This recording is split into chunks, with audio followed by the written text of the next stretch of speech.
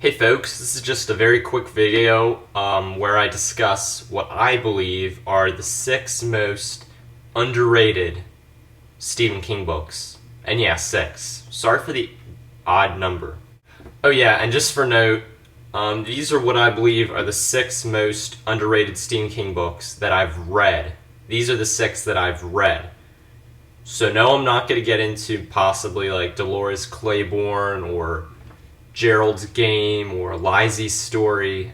I haven't read those, so I can't judge. I mean, I hear they're underrated, but I haven't actually read them. These 6 I'm about to show you are only ones which I've read. And I apologize, I only have 3 of the 6 on this list. I only actually have those 3 that I can actually show you on camera. Unfortunately, I don't have the other 3. I hope you forgive me for that. But yeah. So let's cut to the chase. Number 1 on this list would have to be The Running Man by Stephen King. I've read it. I love the story. I love the movie starring Arnold Schwarzenegger. It was great. Why is it underrated? I have no idea. I have a feeling most of the Bachman books are just flat out underrated just because of the fact that it's done by Stephen King's pseudonym, Richard Bachman. I'm guessing that's the reason why. It's a pretty sad reason, but people just don't care.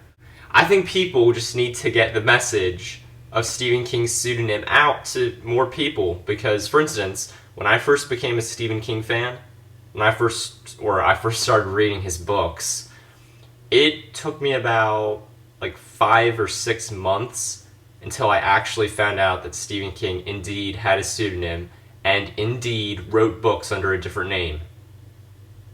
We need to get that message out to other people so they'll be introduced to his Bachman books. God. Rambling on again. Number 2 on this list. Nightshift. I just don't believe this book is getting quite the respect it deserves. I've read this, and yeah, I'll freely admit, it's not Stephen King's best short story collection. That would probably have to be Skeleton Crew. But this does really deserve some attention, people. I mean, they have great stories in here, like Children of the Corn, and I'm the Doorway is amazing. The Mangler, it's decent. I just believe it deserves more attention. That's all. Next book on the list, number 3, Thinner. It's also a Bachman book, but amazing storyline, very amazing ending. You don't really expect it. Movie was okay. This differs quite a bit from the movie, so I would suggest reading this, but this is a great book. People, how come more people aren't interested in this book? Oh, maybe just because it's by Bachman, I don't know. Nowadays, when I go in the bookstore, they have all the Bachman books under Stephen King in big type on the cover of the book of like Thinner and stuff. It says Stephen King, and then in little type underneath it said, written under Richard Bachman. It still says Stephen King, so why aren't people interested? I don't know. Really. Number 4 is Everything's Eventual, a collection of short stories by Stephen King. I believe that deserves a lot more credit.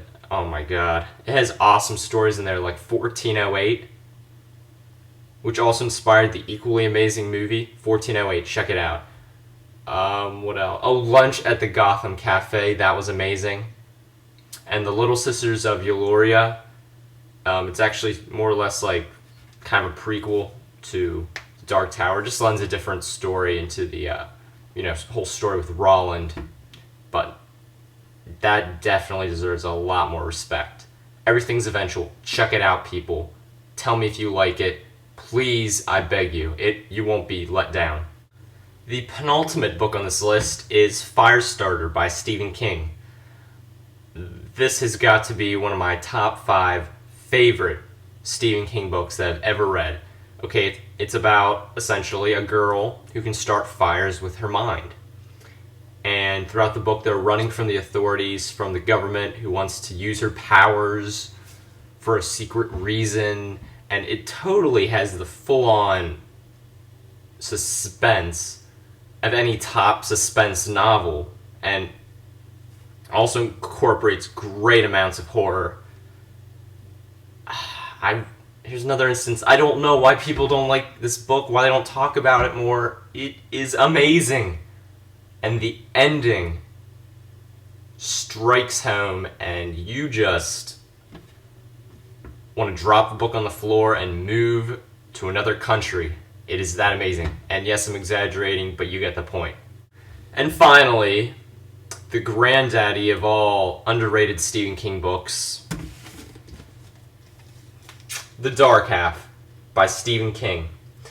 This has got to be the Stephen King book which I enjoyed the most, and yet it's talked about the least. I read this. This is definitely, at the moment anyways, one of my top 3 favorite Stephen King books. I read it last summer, and I probably have to reread it and get a review up to you all, but holy crap. It has just the whole just cat and mouse chase scenes, and it has just the gore and the blood and the horror that you're accustomed to with Stephen King, and it has so much action and suspense and just psychological terror. It's insane. And it's essentially about this guy's pseudonym that comes to life. And the guy writes like horror novels, and the pseudonym is going around and wrecking havoc. And need I say any more? Check it out, please. You'll be doing me a favor. You'll be doing yourself a favor, because I guarantee that you will like The Dark Half. And you'll be doing Stephen King a favor, because he'll be getting the money by you purchasing it. Yeah, purchase it. You'll like it. Hey guys, you know the drill. Please rate, comment, and subscribe. LJZ, out.